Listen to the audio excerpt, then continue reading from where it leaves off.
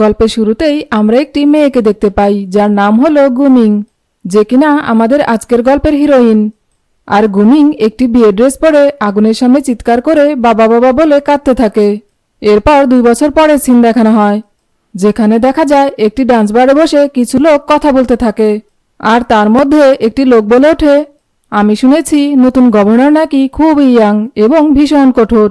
তখন অন্য আরেকটি লোক বলে ওঠে, আজ থেকে 2 বছর আগে লুচিটির সবচেয়ে ধনী পরিবার গু ফ্যামিলি এক রাতের ভেতরে মারা যায়। আর মূলত ওটাই ছিল কমান্ডার ঝাওয়ের সাফল্যের প্রথম ধাপ। এটা শুনে অন্য আরেকজন বলে ওঠে, আমার তো মনে হয় আমাদের নতুন গভর্নর কমান্ডার ঝাওয়ের মেয়েকে ডেট করার কারণেই এত তাড়াতাড়ি প্রমোশন পেয়ে গভর্নর হতে পেরেছে। আর ঠিক তখনই একটি মেয়ে এসে লোকটিকে থাপ্পড় মারে। আর এই মেয়েটিই হলো কমান্ডার ঝাওয়ের মেয়ে, যার নাম হলো ঝাওজিয়ান। এরপর একটি লোক রেগে গিয়ে বলে, এই মেয়ে, তুমি ওকে থাপ্পড় মারলে কেন?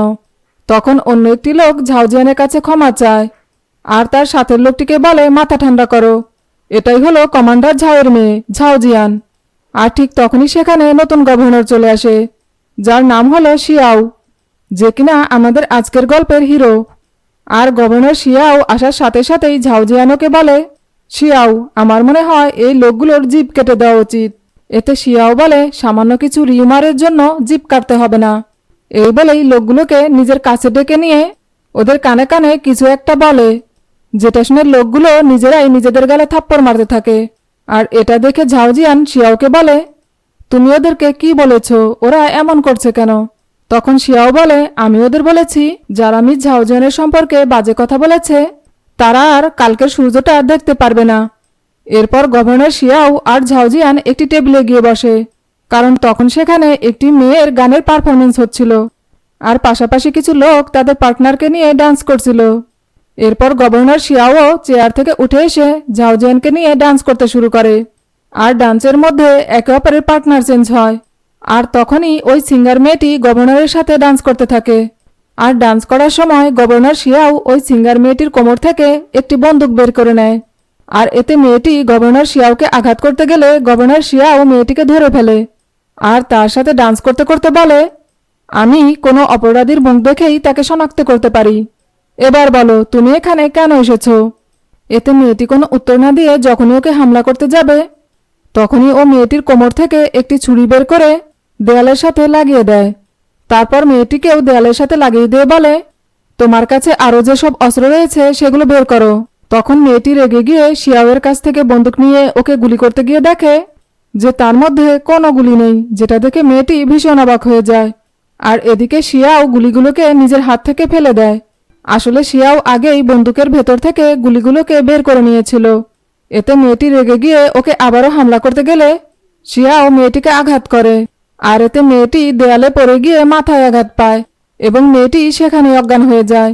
এরপর শিয়াও যখন ওই মেয়েটির কাছে গিয়ে ওর মুখ থেকে মুখোশটিকে সরিয়ে ফেলে তখনও মেয়েটিকে দেখে ভীষণ শকড হয়ে যায়। আর সিন ফ্ল্যাশব্যাকে দেখানো হয়, যেখানে দেখা যায় যে আজ থেকে 2 বছর আগে এই মেয়েটির সাথেই শিয়াওয়ের বিয়ে হওয়ার কথা ছিল। আর এই মেয়েটি হলো গু ফ্যামিলির মেয়ে গুমিং। আর গুমিং বিয়ের পোশাক পরে কাঁদতে কাঁদতে শিয়াওকে বলে, তুমি আমার বাবাকে আর আমার পুরো পরিবারকে কেন মেরে ফেললে? এতে শিয়াও বলে, কারণ তোমার বাবা মা আমার বাবা মাকে মেরে ফেলেছে, এমনকি আমার পরিবারের অনেকগুলো সদস্যকেও মেরে ফেলেছে। আর আমার বাবা মায়ের মৃত্যুর জন্য শুধুমাত্র তোমার পরিবারই দায়ী। তখন গুমিং বলে, তার মানে তুমি এতদিন আমার সাথে ভালোবাসার নাটক করেছিলে শুধুমাত্র আমার ফ্যামিলিকে মেরে ফেলার জন্যে? এটা শুনে শিয়াও কোনো উত্তর না দিয়ে সেখান থেকে দূরে সরে যায়। আর এতে গুমিং রেগে গিয়ে মাথার একটি পিন খুলে শিয়াওকে মারতে যায়, কিন্তু শিয়াও সাইডে সরে গেলে গুমিং নিজেই পানিতে পড়ে যায়।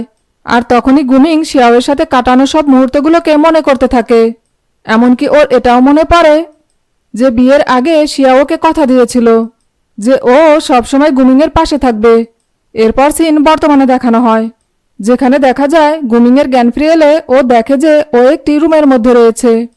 আর সেখানে শিয়াওকে দেখে ওকে জিজ্ঞেস করে, আপনি কে আর আমি এখানে কেন? যেটা শুনে শিয়াও অবাক হয়ে যায়। আর গুমিং ওকে বলে, আপনি আমাকে হ্যান্ডকাপ পরিয়েছেন কেন? আপনি আমার কাছে কি চান? তখন শিয়াও গুমিংয়ের হাত ধরে টেনে নিজের কাছে নিয়ে গিয়ে বলে, গুমিং, তুমি তো দেখছি বেশ ভালোই স্মৃতি হারানোর নাটক করতে পারো। আর আমিও দেখতে চাই যে এই 2 বছরে তুমি ঠিক কতটা নাটক করতে শিখেছো। এতে গুমিং বলে, আপনি আমাকে কি বলছেন, আমি তো কিছুই বুঝতে পারছি না।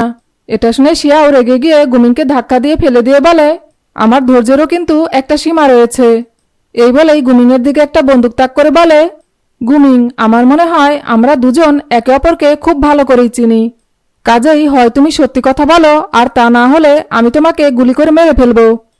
এতে গুমিং বলে, আপনার মনে হচ্ছে যে আমি স্মৃতি হারানোর নাটক করছি, তাই না? ঠিক আছে, তাহলে বরং আপনি আমাকে গুলি করে মেরেই ফেলুন। আর ঠিক তখনই বাইরে থেকে কেউ একজন শিয়াওকে বলে, কমান্ডার ঝাও এখনই আপনাকে দেখা করতে বলেছেন। যেটা শুনে শিয়াও সেখান থেকে চলে যায়। আর গুমিং মনে মনে বলে, তাহলে কি আমার নাম গুমিং? এরপর গুমিং মাথার একটা পিন দিয়ে হাতের হ্যান্ডকাপ খুলে বাইরে বেরিয়ে আসে। আর ঠিক তখনই সেখানে ঝাউজিয়ান ওর গার্ড নিয়ে চলে আসে। আর ঝাউজিয়ানকে দেখে গুমিং বলে, তুমি কে? এতে ঝাউজিয়ান বলে, আমি হলাম গভর্নর শিয়াওয়ের ফিয়ন্সি, আর এই গভর্নর ম্যানশনের ভবিষ্যৎ মালিক। তখন গুমিং বলে শিয়াওকে, যে লোকটা আমাকে হ্যান্ডকাপ পরিয়েছিল সে। এটা শুনে ঝাউজিয়ান রেগে গিয়ে ওর গার্ডদের বলে, তোমরা এখনো দাঁড়িয়ে আছো কেন, এই মেয়েটিকে ধরো। এতে লোকগুলো গুমিংকে ধরতে গেলে গুমিং একাই সবাইকে মেরে ঝাউজিয়ানের পোশাক পরে গভর্নর ম্যানশন থেকে বাইরে বেরিয়ে আসে। আর সেখান থেকে চলে যেতে গেলে তখনই সেখানে শিয়াও চলে আসে। আর ও গুমিংকে দেখে চিনতে পেরে ওকে দাঁড়াতে বলে।